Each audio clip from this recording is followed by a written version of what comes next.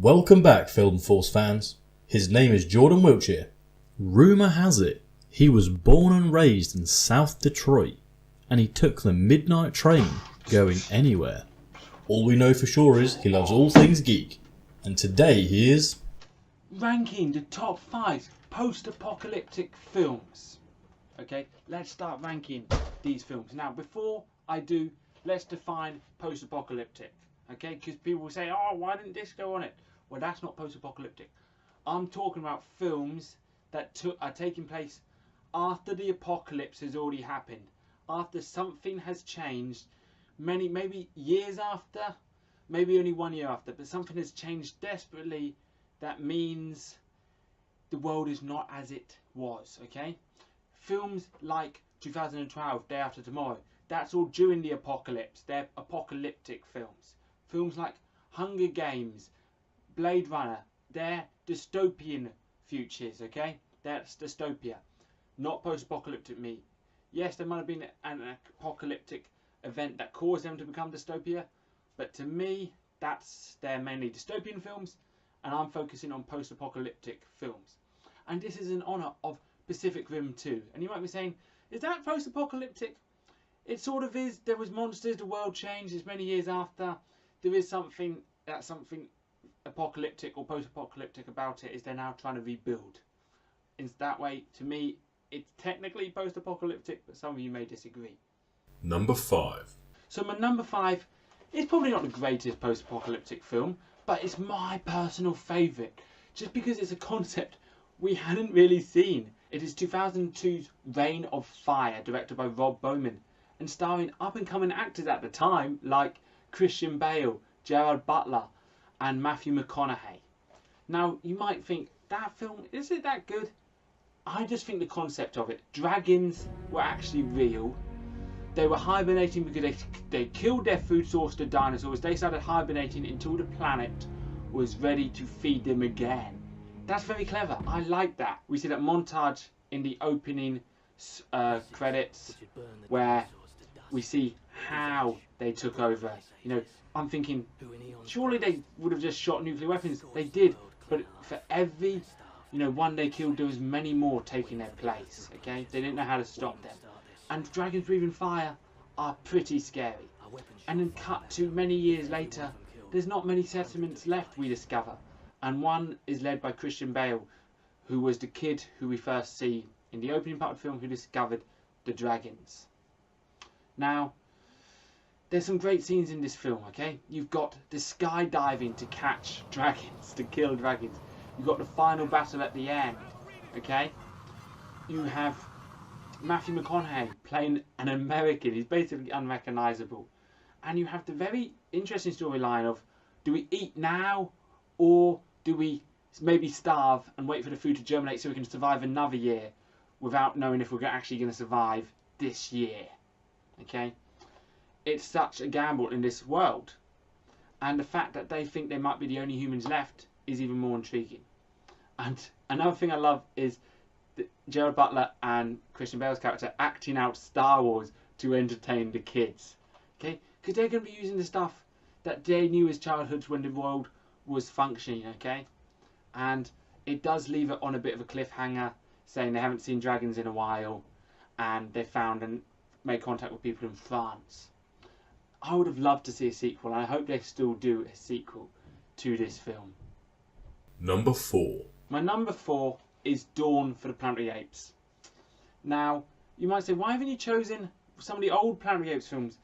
I just haven't watched them because I've got these ones. I've got these 3 great films. Dawn is set way after, and we see the apes as a functioning society. We see the humans just surviving in a world that's very different to what they were used to. They're trying to find energy again because they need energy to live. Because we're humans, we cannot survive without electricity, can we? Even though we did it for thousands of years. And the fact that this focuses on the apes and has the non-human characters as the protagonists, which is very rare. It is a great film, and when you're rooting for the apes to defeat humanity, that's something not many filmmakers can do. And Matt Reeves was brilliant directing this film, and his follow-up War for the Planet of the Apes was also good.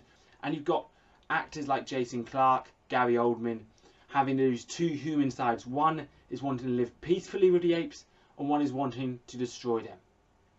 And you then have the same with the apes. You have Caesar and you have Cobra. Cobra wanting to kill the humans, and Caesar wanting to live peacefully. He just cares about the apes. He doesn't care about the humans as long as they live peacefully. And the reason why, in some ways, this could actually happen. You never know. Apes could get smarter. They could eventually kill us. They're stronger, okay? Who's to say they won't eventually rise up and kill us? Number 3. Number 3 is Mad Max. Now, you could say the whole Mad Max series, but I've chosen Mad Max Fury Road, directed by George Miller, for a precise reason. I don't like Beyond the Thunderdome. Then you have Mad Max Road Warrior. That is probably the most post-apocalyptic film like Fury Road. Those two are very post-apocalyptic. So is Beyond the Thunderdome. And then you have Mad Max. You said, Jordan, that's post-apocalyptic as well. To me, if I hadn't known there was a nuclear holocaust thing, for all I know, it could have taken place in the 90s in an outback of unlawful Australia.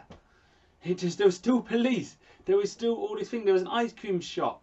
It just, to me, wasn't as post-apocalyptic as I wanted to.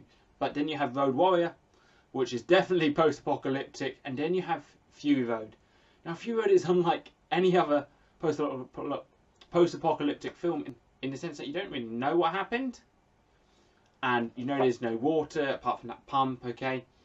And it's just very steampunky, very over the top, you know, those vehicles in a world where there's no water, barely any gasoline. They're very good at creating really cool, badass vehicles, okay?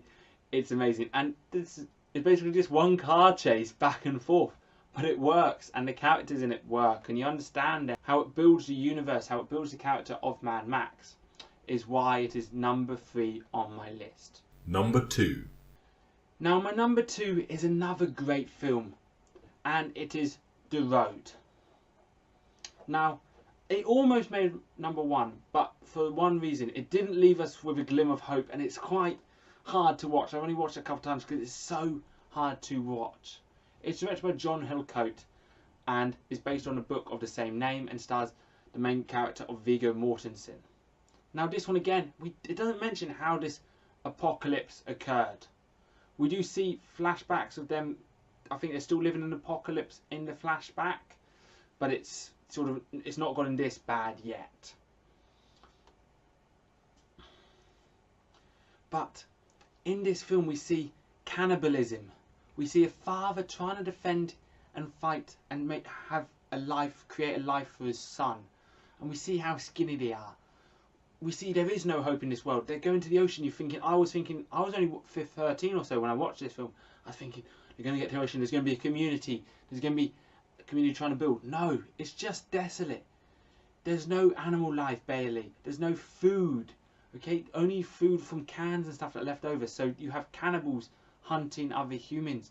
You got a scene that scared the living bejesus out of me when he opens the basement and those naked, basically tortured, some of them with no legs because they would be keeping them alive as a fresh food source, attack them trying to escape this cellar, and it scared me. Okay, it shows the worst of humanity, how humanity would kill each other just trying to survive. And as much as I love this film in the sense of it's a beautiful made film, it's such a beautifully well done told story, but it just kills me inside watching it, and that is why it is number 2. Number 1. Now, my favourite, or what I believe is the top post-apocalyptic film of all time, is Children of Men. Now, this one also is quite an interesting style of apocalypse, because it's not like they have a chance to fight zombies. It's not like they're fighting zombies. It's not like they're fighting dragons or aliens or anything like that. It's just they can't reproduce anymore. No children are being born, and the human race is slowly dying. There's no hope at the beginning. It's like, that must be horrible to live with, thinking I could be the last human on earth, not because the people are killing me, because we're not reproducing. that is in some ways is quite real in a way. Okay? And then you have all this racial tension with UK being the only country soldiering on and other countries in collapse, and all these people trying to flee to the UK, and UK having to sort of declare martial law, lock down, not allow anyone in, okay, kicking illegal immigrants out, and that refugee camp, and it has quite a bit of sort of racial commentary, which is well needed. And then you've got Michael Caine's character being this sort of lovable hippie. You've got Clive Owen playing the main antagonist, and then you've got that one take of where he comes down the stairs holding this newborn baby, and everyone's just in awe and stop fighting because they see this baby for the first time.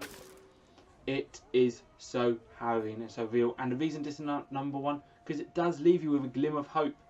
With a new baby's been born, they are going to try and figure out how and hopefully help repopulate the human.